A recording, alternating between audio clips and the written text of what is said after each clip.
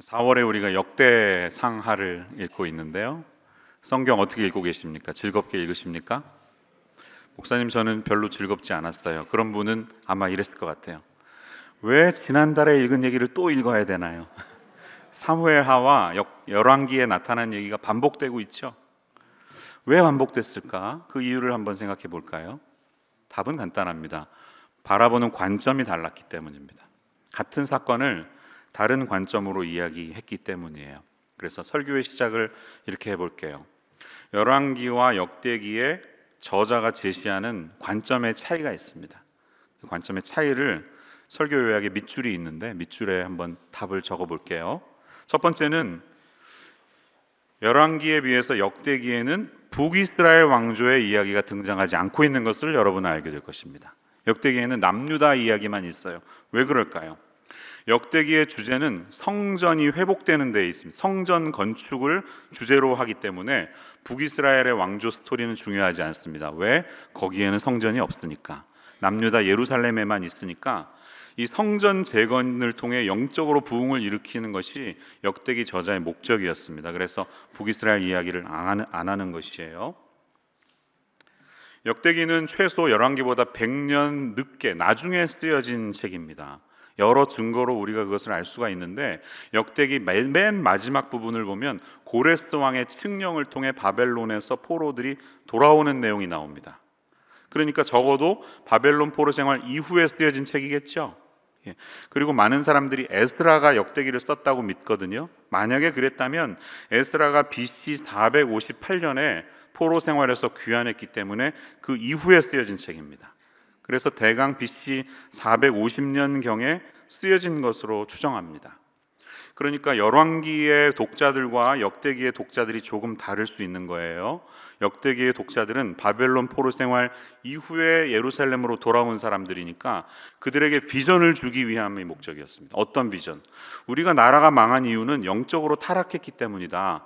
영적으로 부흥해야 한다. 그러기 위해서는 성전이 재건되어야 한다. 성전 부흥을 목적으로 쓰여졌기 때문에 그런 얘기가 안 들어간 것입니다. 이해가 되시죠? 두 번째 밑줄의 답은 선지자적 관점, 제사장적 관점입니다. 열왕기는 선지자적인 관점으로 쓰여진 반면에 역대기는 제사장적인 관점으로 쓰여졌습니다. 이게 무슨 말인가요? 선지자는 프로페트, 할 말 다 하는 사람이죠. 네. 잘못됐으면 잘못됐다고 지적해야 되는 사람들이에요. 그렇죠? 오늘날의 언론 역할을 하는 사람들이 선지자입니다. 그런데 역대기는 굳이 그렇지 않아요. 그러니까 잘못을 지적하고 잘못된 이야기가 열왕기에는 있지만 역대기에는 안 나타나는 거예요. 그래서 역대기를 읽어보면 왕들의 잘못된 스토리가 기록되어 있지 않습니다. 여러분도 아마 질문해 보셨을 거예요. 열왕기인을 읽어보면 선지자적인 관점으로 솔로몬이 얼마나 잘못했는지, 우상숭배했는지의 이야기가 가차없이 지적되고 있지만 역대기는 그렇지 않습니다. 오늘 우리가 읽은 이 본문의 병행구절이라고 할 수 있는 열왕기상 10장 후반에 보시면 똑같은 이야기가 있거든요. 같은 이야기가 있는데 자, 그 스토리 이후에는 어떤 내용이 나오냐면 11장을 보면 솔로몬의 마음이 하나님을 떠나서 부인 막 700명의 후궁, 300명의 첩 드리는 이야기, 우상 들어온 이야기를 하지만 역대하에는 그 이야기가 있을까요? 없을까요? 없습니다. 자, 우리가 읽은 바로 다음 절 보세요. 29절 뭐라고 돼 있어요? 바로 솔로몬 죽은 이야기로 끝납니다. 솔로몬이 죽었다. 끝. 그 다음에 10장으로 가면 이제 르호보암 분열 왕국 이야기가 시작됩니다. 그러니까 솔로몬의 잘못이 기록이 안 돼 있는 것이에요. 왜? 관점이 달라서. 조금 이해하기 쉽게 말하면 열왕기는 조선 왕조 실록이라고 한다면 역대기는 좋은 것만 이야기하는 용비어 첨가라고 할 수 있습니다. 긍정적인 평가만 있다는 차원에서 그렇습니다. 동일한 관점으로 생각해 보면 다윗의 잘못을 기록했던 사무엘 하의 이야기가 있지만 역대기에는 다윗의 이야기는 있지만 다윗의 간음이라든지 죄의 이야기는 기록되어 있지 않습니다. 같은 맥락이에요. 반면에 역대기는 솔로몬이 얼마나 성전을 휘황찬란하고 아름답게 건설했는지, 하나님께 이것을 드렸는지 자세하게 역대하 2장에서 7장까지 길게 적혀 있습니다. 또 모세의 율법과 성전의 회복에 대해서 자세하게 적혀 있습니다. 레위 지파와 성전 찬양대들의 역할에 대해서 자세하게 13, 15, 16장에 기록하고 있습니다. 성전 건축을 중심으로 하는 제사장적인 관점에 충실했기 때문이에요. 자, 그럼 이제 이해가 되시겠죠? 근데 이번 주에 성경을 읽으면서 한번 이런 질문을 해보시면 좋을 것 같아요. 똑같은 시각에서 본문을 본다면 솔로몬의 재산과 부요함을 다루는 오늘 이 본문 역대기의 관점과 열왕기의 관점이 좀 다르지 않았을까? 의도와 차이점이 있지 않았을까? 이런 질문을 우리가 할 수 있을 것 같습니다. 그렇죠? 오늘 이 본문을 읽으면서 여러분은 어떤 마음이 드셨습니까? 솔로몬 겁나게 잘 살았구나, 조금 속되게 하면 더럽게 부자였구나, 그런 마음 들지 않으셨습니까? 오늘날의 워렌 버핏, 빌 게이츠 저리 가라였구나, 이 땅의 모든 사람보다 잘 살았다고 하니까 만수르도 고개 숙이고 가야 되는구나, 아마 그런 생각하셨을 것 같아요. 네, 정말 그랬습니다. 솔로몬 시대는 이스라엘이 가장 잘 살았던 시대였죠. 최고 부강한 나라를 이끌었던 그런 왕이었습니다. 성경은 그를 지혜의 대명사, 열정적인 행정가, 성전 건축가, 제국의 건설자로 묘사하고 있습니다.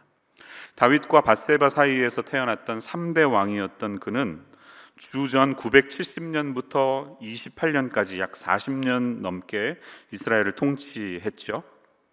그 가운데 우리가 잘 아는 것처럼 하나님으로 받은 지혜로 공정한 판결을 내렸고 20년이라는 긴 세월을 통해서 성전과 그의 왕궁을 건축을 했고요. 뿐만 아니라 나라 전체를 정비하면서 성곽을 잘 쌓고 홍해까지 영토를 확장하면서 해상권도 장악했으니 모든 사람이 좋아할 만한 위대한 왕이었으면 분명합니다. 이스라엘 역사에 솔로몬 시대보다 번영을 구가했던 때가 없었죠. 그뿐만 아니라 문학적인 소양도 깊어서 그가 남긴 3,000개가 넘는 잠언과 1000여 편의 시 중의 일부는 구약 성경 안에 들어와 있습니다. 자, 이만하면 내심 부러워할 인생이 아니겠습니까? 여러분, 모든 것을 다 가진 남자, 그런 사람이었습니다. 믿음 생활도 어느 정도 했고, 그런데 그뿐만 아니라 똑똑하기까지 하고 돈도 많아, 부인도 많아. 이거는 부러워하시면 안 됩니다. 근데 이런 인생을 한 번쯤은 아마 부러워했을 것 같습니다. 우리도요. 말은 안 하지만. 하지만 우리는 잊지 말아야 합니다. 솔로몬의 삶을 깊이 들여다보면 반드시 타산지석으로 삼아야 할 하나님의 교훈이 있다는 것을 깨달아야 합니다. 오늘 본문의 병행 구절인 열왕기상 10장 14절에서 29절의 전후 관계를 잘 살펴보면 하나님이 주시는 메시지가 있음을 깨닫게 되는데요. 제가 다 보여드리진 않지만 본문이 완전히 똑같은데 마지막 왕상에선 25절에서 29절에만 차이가 있습니다. 특별히 볼드 처리된 부분을 보십시오. 이 얘기는 없습니다.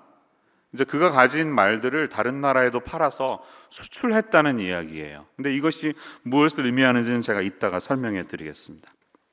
자, 이렇게 역대기뿐만 아니라 열왕기상에 나타나는 솔로몬의 삶을 생각하면서 하나님께서 우리에게 주시는 교훈을 오늘 함께 생각해 보려고 합니다. 저는 그 교훈을 세 가지 질문을 드리면서 오늘 설교를 풀어가겠습니다. 첫 번째 질문은 이것이에요. 설교 요약에 있습니다. 솔로몬이 조각목이 아니라 백향목으로 성전을 지은 이유가 무엇일까요? 생각해 보신 적 있습니까? 원래 출애굽기 모세 때는 조각목으로 성막에 들어가는 모든 기구를 만들었습니다. 기억나시죠? 하나님이 조각목으로 하라고 하셨어요. 굳이 왜인지는 잘 모르지만 영적으로는 이렇게 해석돼요. 이것은 굽고 비뚤어진 나무였습니다. 그렇지만 질기고 단단한 나무였기 때문에 단단한 목재를 쓰라고 하셨는데 워낙에 굽어있기 때문에 이것을 깎아서 해도 겨우 널빤지 하나 정도밖에 안 나왔어요. 근데 굳이 그렇게 성소에 들어가는 재료를 만들려고 하신 것은 우리의 성품이 그래서 나도 삐뚤어진 사람인데 하나님 앞에 빚어지다 보면 거룩한 존재로 쓰임받을 수 있음을, 그래서 강한 존재로 사용될 수 있음을 보여주시는 것이 아닐까, 그런 생각을 해봅니다. 자, 그런데 이제 성막 시대가 끝이 나고 이 언약궤가 입주해야 할 성전을 지을 때가 됐단 말이에요. 그런데 이 성전을 짓는 모든 방식과 그 하나님의 명령들에 따라서 인스트럭션을 보면 여러 면에서 큰 차이가 나는 것을 우리는 발견합니다. 특별히 열왕기상 7장의 내용을 제가 한번 보여드릴 텐데요. 솔로몬이 성전을 이렇게 지었다 설명하면서 빨간 글씨가 무슨 단어가 있습니까? 백향목이라는 단어가 여러분 6번이나 등장하고 있습니다. 저자가 왜 백향목을 강조했을까요? 한번 생각해 봅시다. 솔로몬의 성전 건축 프로젝트, 이제 본문 내리셔도 됩니다. 이거 누가 시켰을까요? 누가 하라고 했어요? 모세의 경우를 보면 출애굽기 읽으실 때 봤잖아요. 하나님이 철저하게 명령하신 그대로 합니다. 하나님이 치수까지 다 알려주셨어요. 그래서 이렇게 만들어 한 그대로 순종해서 짓는 것을 보는데 솔로몬은 어떻게 하고 있습니까? 하나님의 명령이 없어요. 하나님은 전혀 말씀하시지 않습니다. 침묵하고 계십니다. 성전에 대해서 무슨 기구를 쓰고 어떻게 만들려고 하는 말씀을 하지 않습니다. 다 다윗과 솔로몬이 알아서 준비한 거예요. 자, 그런데 성막 시대의 나무는 조각목이었는데 성전 시대의 주요 목재가 백향목이라는 사실은 우리에게 무엇을 시사하고 있습니까? 중요한 메시지가 있어요. 백향목은 이스라엘에서 구할 수 없는 나라였습니다. 나무였습니다. 수입산이었어요. 수입산. 당대 중동에서 제일 값싼 나무 중에 하나였다는 것이 레바논에만 있는 나무입니다. 그래서 영어로 Cedar of Lebanon이라고 말합니다. 사진을 한번 보여드릴게요. 잘생겼죠? 멋있는 나무죠? 또 이렇게 산 높은 데서 자라서 눈 위에 있는 백향목을 많이 볼 때가 있습니다. 키가 30에서 40m까지 자라고 둘레가 10m 이상 될 만큼 위용을 자랑하는 나무입니다. 자라자마자 2, 3m가 되면 수평으로 뻗는 가지들이 생기면서 전체적으로 도움형을 이루는 아주 당당한 면모를 과시하는 그런 나무입니다. 근데 솔로몬은 이 나무들을 두로에서 수입해다가 하나님의 성전과 왕궁을 짓는 데 건설했다는 것이에요. 그림을 보여드리면 또 오늘 본문에도 기록되어 있는 것처럼 16절에 보면 레바논 나무 궁에 두었더라 이렇게 말하는데요. 금방패를 영어로 보니까 House of the Forest of Lebanon이라고 말합니다. 얼마나 백향목을 많이 갖다가 덕지덕지 발랐으면 Forest라고 말할 정도로 많이 이렇게 꾸몄다는 것입니다. 여러분, 이게 무엇을 의미할까요? 한번 생각해 보십시오. 말하자면 이런 거예요. 우리 교회가 이제 성전을 다시 레노베이션을 할 때가 돼서 이제 다시 짓는데 그냥 여기 산호세에서 구할 수 있는 홈디포 가서 사는 게 아니라 이태리 대리석으로 쫙 깔았다는 겁니다. 열왕기상은 그것을 백향목으로 계속 깔았다는 것을 반복해서 6번 이상 말했다는 것이죠. 이것이 긍정적인 이미지일까요? 부정적인 이미지일까요? 부정적인 거라는 것입니다. 열왕기의 저자는 선지자적인 관점으로 솔로몬이 얼마나 지금 하나님 앞에서 사치하게 하고 있는지를 설명하고 있는 것입니다. 이스라엘 건축에 있어서 제일 좋은 목재는 뽕나무라고 합니다.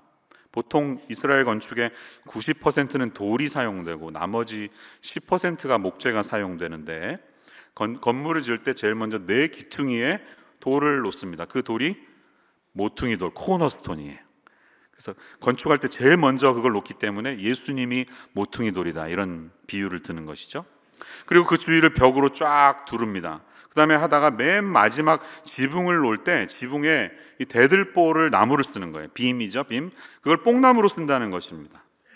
그래서 예수님이 내 눈에 있는 대들보는 보지 못하고 남의 눈에 티끌을 보느냐 하실 때 그 대들보를 예화로 드신 것이에요. 왜 뽕나무를 썼냐? 일단 많이 있었어요. 흔했어요. 그 다음에 단단하고 가벼웠습니다. 지붕에 대들보를 가벼운 나무를 놓아야 하는 이유는 당시 이스라엘에 지진이 굉장히 빈번했다고 합니다. 그래서 건물이 무너질 기회가 많았기 때문에 무거운 나무를 거기 올려놓으면 어떻게 되나요? 지붕이 쉽게 무너지죠. 그래서 가벼운 뽕나무를 썼어야 하는 것입니다. 그런데 그럼에도 불구하고 솔로몬은 비싸고 제일 무거운 백향목으로 건축했다는 것이죠. 그러면 장점이 하나 있습니다. 좋은 건 뭘까요? 있어 보이는 거예요. 좀 있어 보이는 거예요. 그래도 하나님 전인데, 그래도 왕이 사는 왕궁인데 제일 최고로 비싼 거로 해야지라는 솔로몬의 허영심, 이 허영심을 열왕기의 저자는 강조하고 있는 것입니다. 사실 그는 허영심 때문에 말년이 좋지 않았습니다. 솔로몬 왕조가 망하게 된 것이에요. 왜냐하면 분열왕국으로 끝났으니까, 좋지 않게 끝났으니까. 당시 모든 왕들은 자신의 왕의 권위를 드러내기 위해서 많은 처첩들을 뒀습니다. 근데 우리가 아는 것처럼 열왕기상 11장에 후궁이 700명, 첩이 300명이었다고 하니 솔로몬의 삶이 행복했을까요? 고개 끄덕이시면 안 됩니다, 여기서. 네. 여러분, 저는 그런 생각을 해봤습니다. 그 솔로몬이 한 번이라도 진정한 사랑을 해본 적이 있었을까? 단 한 명의 여인이라도 온전히 사랑해 보았을까? 이런 질문을 해봤을 때 절대로 행복하지 않은 허무한 인생이었을 것 같아요. 그런데 문제는 그 첩들만이 아니라 첩들이 섬기는 우상이 함께 이스라엘에 들어오면서 나라가 무너지기 시작하는 것이죠. 그러니까 솔로몬이 우상 숭배에 빠지게 되었던 근본적인 이유는 그의 허영심 때문이었다라고 우리는 말할 수 있는 것입니다. 솔로몬이 백향목으로 성전을 지은 것 외에도 모세가 성막을 지을 때의 방식과는 굉장히 다른 것들이 많이 있습니다. 차이점이 있습니다. 모세는 하나님이 명령하신 그대로 순종해서 모든 것을 건축했죠. 하지만 솔로몬의 건축은 하나님이 관여하지 않으셨습니다. 침묵하셨습니다. 솔로몬은 두로라고 하는 옆 나라에서 2명의 건축 전문가들을 데려와서 자기들이 알아서 다 합니다. 심지어는 신앙이 없는 이방인이 하나님의 성전을 건축하는 것이에요. 모세 때와는 다릅니다. 출애굽기에서 모세는 백성들이 자발적으로 자원해서 스스로 건축에 필요한 예물들을 가져오도록 했습니다. 강요하지 않았습니다.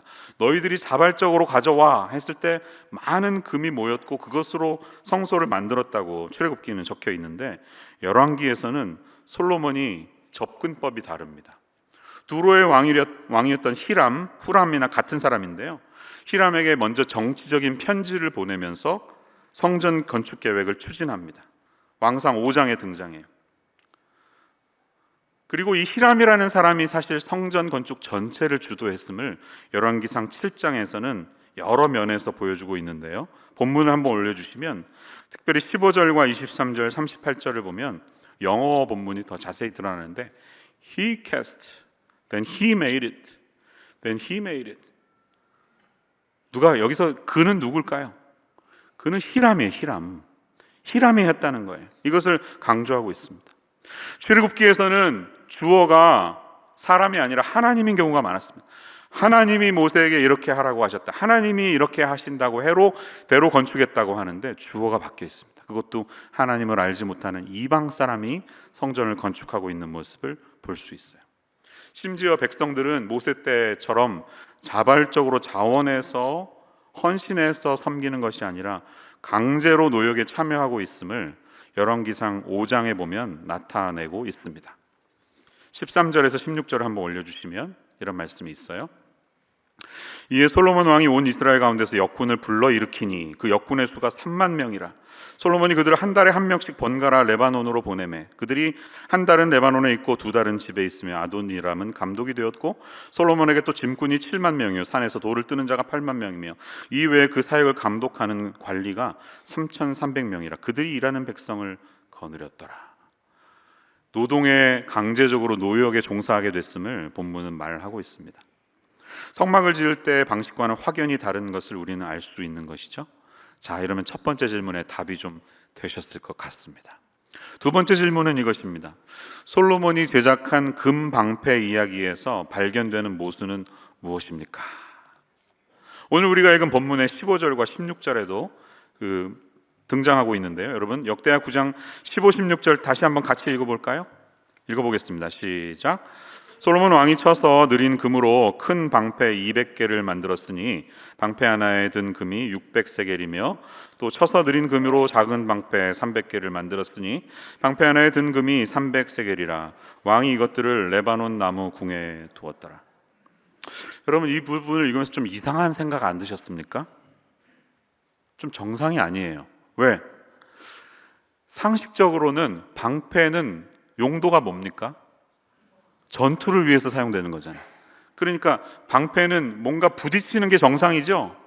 근데 자주 부딪혀서 망가지는 방패를 금으로 만드는 사람이 어디 있어요? 노수로 만들어야죠. 방패는 싸우면 부딪히고 깨지는 게 방패인데 왜 그걸 금으로 만드느냐 이거예요. 전투가 목적이 아니라 전시용으로 보여줬다는 것이죠. 그것도 어떤 전시? 우리가 이렇게 잘 살아 하는 걸 보여주기 위해서 만들었다는 것입니다.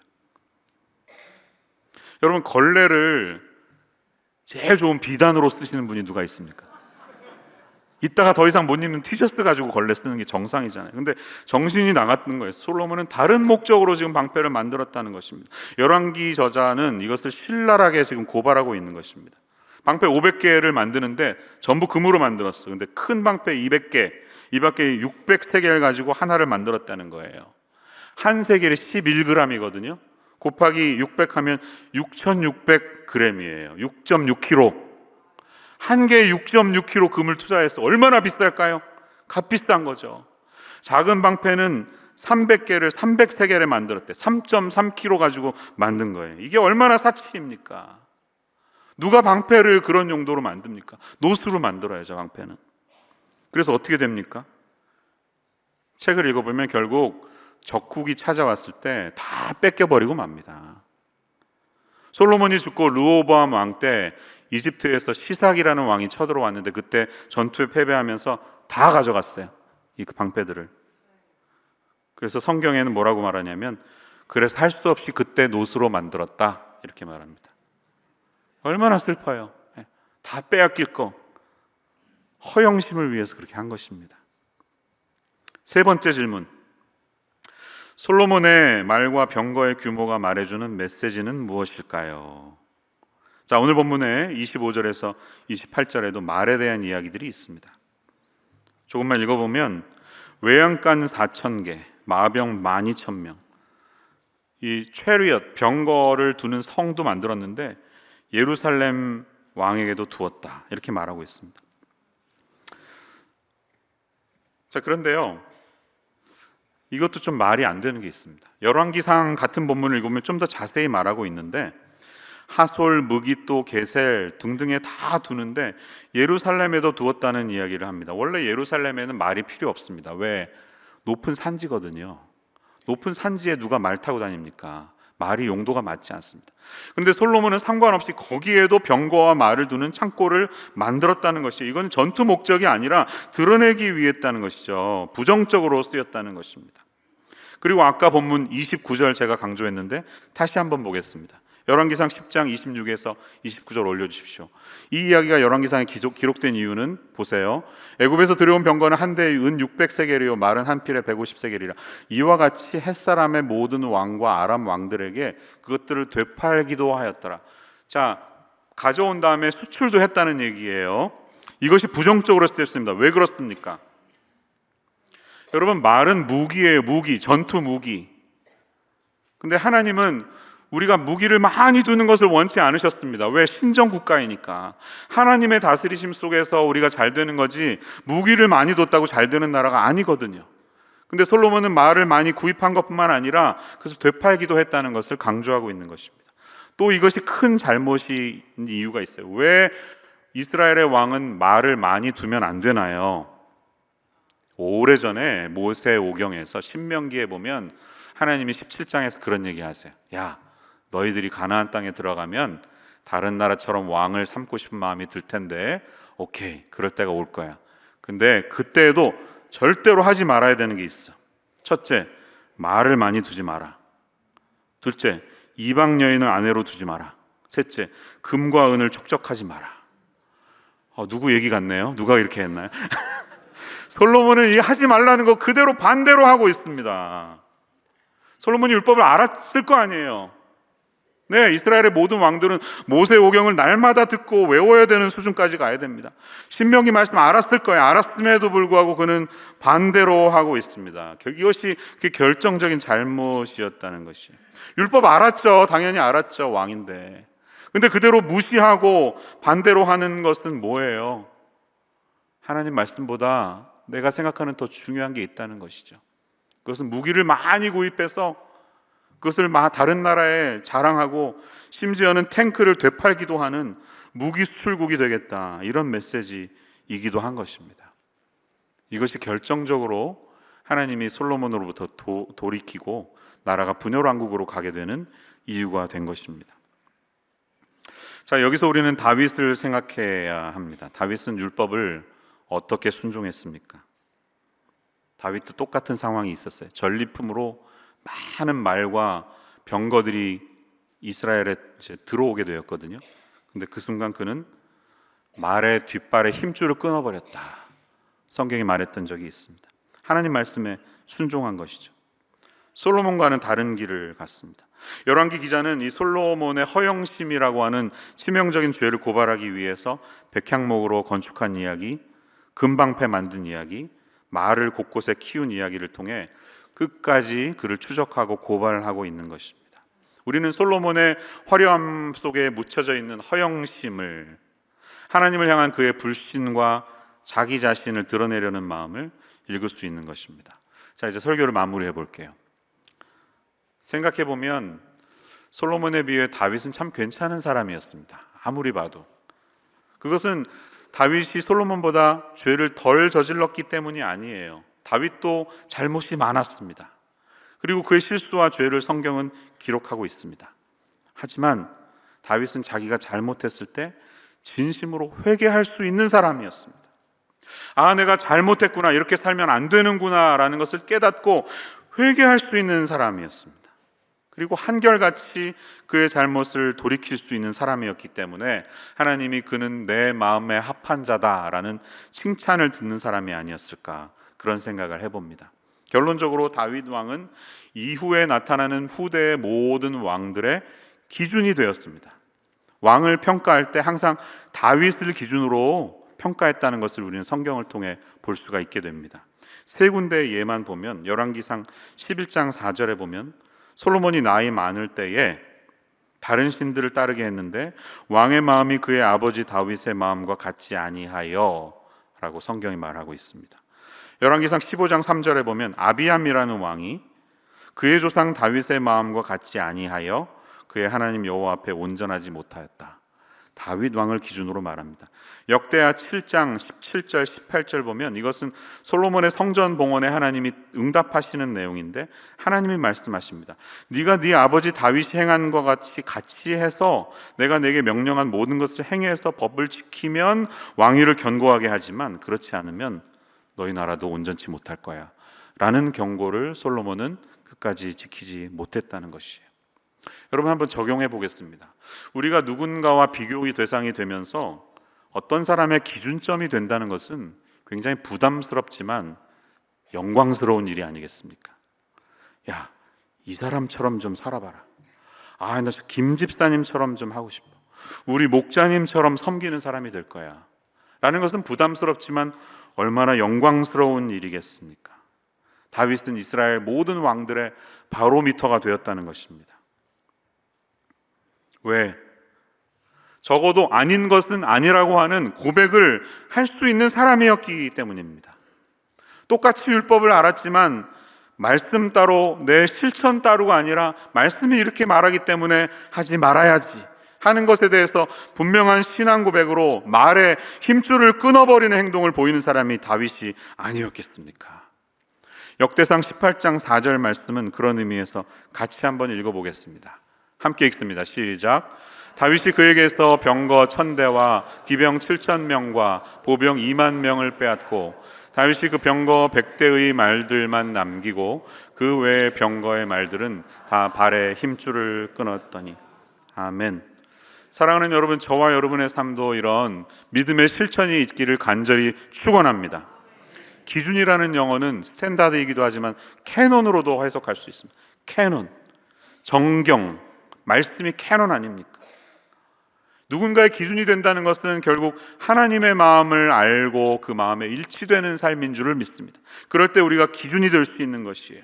왜 다윗이 기준이 될 수 있었을까요? 그가 완전한 사람이었기 때문이 아닙니다. 우리가 아는 것처럼 그는 여러 심각한 죄를 지은 적이 있습니다. 그럼에도 불구하고 어떻게 그가 모든 왕들의 기준이 될 수 있었을까요? 그는 회개하는 사람이었기 때문입니다. 여러분, 하나님 앞에 잘못됐다고 느끼면 빨리 돌아오시기를 간절히 축원합니다. 이런 사람이 하나님의 마음을 아는 사람이에요. 회개하는 사람, 진정 회개의 마음을 가지고 돌아오는 사람이 하나님의 마음을 시원하게 해드리고 사람들의 기준이 되는 삶을 산다는 사실을 기억하시기를 바랍니다. 그 외에도 다윗은 굉장히 한결같은 사람이었던 것을 알 수가 있습니다. 그는 진실함이 똑같았어요. faithful 했어요. 많은 시를 남겼는데요, 시편을 보면 그가 목동이고 쫓겨다니던 시절에도 시를 썼지만 그 바쁜 와중에 왕이 돼가지고 잘 살 때도 내가 너무 잘 사는데 지금 국사가 바빠서 시 쓸 시간 없어 이러지 않았습니다. 왕일 때도 시를 썼고 목동일 때도 시를 썼고 가난할 때도 시를 썼지만 부유할 때도 썼다는 것이 한결같은 사람이었다는 것입니다. 그래서 하나님이 그를 좋아하시지 않았나 싶어요. 슬플 때나 기쁠 때나 언제나 한결같은 마음으로 주님 앞에 나아가는 삶이었다는 것이죠. 다른 왕들은 그렇지 않았습니다. 아사 왕 정직했죠. 하나님을 경외하는 왕이었지만 마지막에 가서 변질된 것을 우리는 봅니다. 여호사밧, 하나님을 경외하는 착한 왕이었지만 북이스라엘과 화친하면서 선지자의 책망을 받는 것을 우리가 보지 않습니까? 하지만 다윗은 똑같았습니다. 한결같이 진실했다는 것이에요. 우리가 만약에 우리의 가정에서, 학교에서, 직장에서, 일터에서 신앙이 기준이 될 수 있다면 이 두 가지를 기억해야 하지 않을까요? 잘못된 것을 잘못됐다고 인정하는 것, 그리고 그것을 바꾸고 고치는 것, 그리고 내가 아주 잘 나갈 때도 그렇지만 그러지 못할 때도 한결같이 마음이 변함없이 늘 일관된 삶을 살아간다면 그런 사람들이 가정과 교회와 일터에서 기준이 되는 삶으로 살아갈 것을 믿습니다. 여러분, 저와 여러분이 그런 삶을 살아가시기를 간절히 축원합니다. 누군가의 기준이 되려고 우리 한번 말씀 읽으면서 몸부림 쳐 보십시다. 그런 삶을 살아갈 수 있기를 바랍니다. 사람이 보든 보지 않든 상관없습니다. 아무도 보지 않는 곳에서도 똑같이 한결같은 마음으로 직장에서 또 교회에서 사람이 있다고 더 열심히 하지 말고요, 없다고 놀지 말고 똑같이 그렇게 한결되게 살아가면 얼마나 좋겠습니까? 여러분, 우리 민족이 쓸데없는 에너지를 많이 낭비한 것은 바로 그것 때문인 것 같아요. 이러면 남들이 나를 어떻게 쳐다볼 거야, 체면이 있지, 남들 눈에 내가 어떻게 비쳐, 이 생각을 너무 하다 보니까 너무 에너지를 우리가 많이 소모한 것 같아요. 하나님 앞에서 내가 어떤 사람으로 세워져 있는지 고민할 수 있는 저와 여러분의 삶이 되시기를 바랍니다. 허영심을 좀 내려놓으십시오. 솔로몬의 삶을 반면 교사로 삼아서 쓸데없는 금방패 만들지 마세요. 걸레는 못 입는 티셔츠로 쓰십시오. 비단으로 만드는 거 아닙니다. 그리고 특별히 우리가 잘 살게 되었을 때, 가진 것이 많았을 때, 그때 말들의 발에 힘줄을 끊어버리는 다윗을 기억할 수 있는 믿음의 사람들 되시기를 간절히 축원합니다. 사람에게는 소망이 없어요. 역대기 읽다 보면 너무 허무해져요. 분열왕국 너무 우울합니다. 우울해. 그러다가 결국 망해버리잖아요. 바벨론의 포로로 끌려가 버리지 않습니까? 근데 여러분, 그거 아셨습니까? 히브리 성경의 맨 마지막 책은 말라기가 아니라 역대기입니다. 유대인들의 맨 마지막 책은 역대기예요. 크리스찬들도 역대기로 마감해요. 그러니까 역대기 끝은 나라가 망한 이야기로 끝납니다. 허무해요. 그러나 잊지 마세요. 그들이 읽는 성경에 이 크리스찬들에게 역대기 이후에는 어떤 책이 있을까요? 마태복음 1장 1절이 있습니다. 아브라함과 다윗의 자손 예수 그리스도의 계보라. 사람에게는 소망이 없어서 무너질 수밖에 없지만 예수 안에 소망이 있다는 사실을 기억하는 저와 여러분의 인생 되시기를 축원합니다. 오늘 우리가 불렀던 참 아름다워라, 야외 예배 가면 많이 부르는 찬송이죠. 이 찬송의 영어 제목이 뭔지 아십니까? This is my father's world라는 제목이에요. 얼마나 멋있어요. This is my father's world. 이 찬송가의 가사는 예수님의 산상수훈의 말씀을 기초로 만든 것이죠. 예수님이 마태복음 6장에서 그런 얘기 하셨잖아요. 야, 들의 백합화가 어떻게 자라는가 생각해봐. 수고도 아니하고 길쌈도 아니에요. 그런데 솔로몬의 모든 영광으로도 입은 것이 이 꽃 하나만 갖지 못하였느니라. 예수님이 말씀하시잖아요. 저 솔로몬의 옷보다 더 고운 백합화. 이 말씀에 우리가 기쁨과 소망을 얻어야 하는 이유는 어디에 있습니까? 아니, 솔로몬이 가진 이 수많은 것들, 우리가 지금 읽었잖아요. 너무 은이 많아가지고 은은 그냥 돌처럼 여기고 백향목을 뽕나무처럼 여기는 잘 사는 나라의, 온 땅의 가장 부유한 나라의 왕이 된 그래서 한 번도 남들이 앉아보지 않은 상아로 만든 유일한 보좌를 만들었던 그리고 매년 40톤이 넘는 666달란트는 40톤의 금이더라고요. 2조 원이 넘는 돈이에요.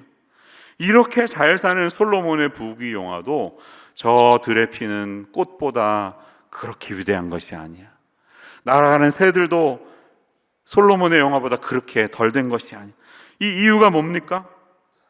하나님이 돌보시기 때문입니다. 할렐루야.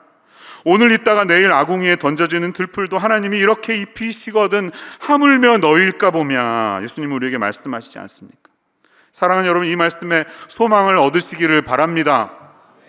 주변에 많은 말들을 가진 사람들, 주식 많이 갖고 있는 분들 너무 부러워하지 마세요. 그것보다 우리를 잘 아시는 그 들에 그냥 날아다니는 풀과 새 한 마리와 같은 저와 여러분을 돌보시는 우리의 아버지 하나님이 계시기에 그 영광으로도 우리는 결코 뒤처지는 존재가 아니라는 사실이라는 것입니다.